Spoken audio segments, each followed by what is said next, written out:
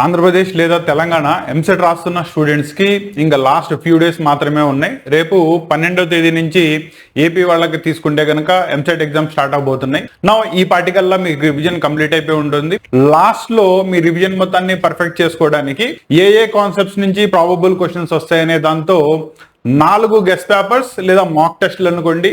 Engineering కి సంబంధించి 4, వేరాజ్ agriculture nursing వాళ్ళకి సంబంధించి 4 guest papers completely mock test కోర్స్లో మీకు ఇవ్వడం జరుగుతుంది. దానికి సంబంధించిన యాప్ లింక్ కింద డిస్క్రిప్షన్లో ఇవ్వడం జరిగింది.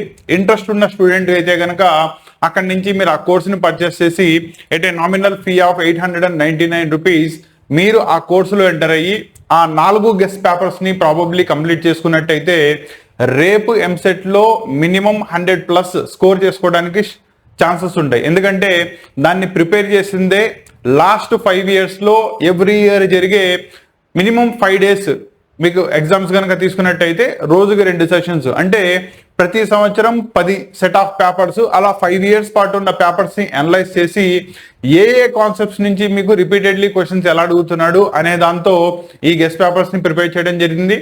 ఇంట్రెస్ట్ ఉంటే కనుక డెఫినెట్లీ లింక్ ద్వారా మీరు ఆ కోర్సులో ఎన్రోల్ చేసుకొని మీ ప్రాక్టీస్ని ముందుకు తీసుకెళ్ళొచ్చు. సో దట్ వాటిల్లో ఏవైనా కాన్సెప్ట్స్ మీరు ఇప్పుడు దాకా రివిజన్ చేయకుండా కనుక మిగిలిపోయినట్టయితే వాటిల్ని ఫైనల్ రివిజన్ చేసుకోవడానికి, ఆల్రెడీ రివైజ్ చేసిన వాటిల్ని పర్ఫెక్ట్ చేసుకోవడానికి రెండింటికి కూడా ఈ కోర్స్ పనికొస్తుంది.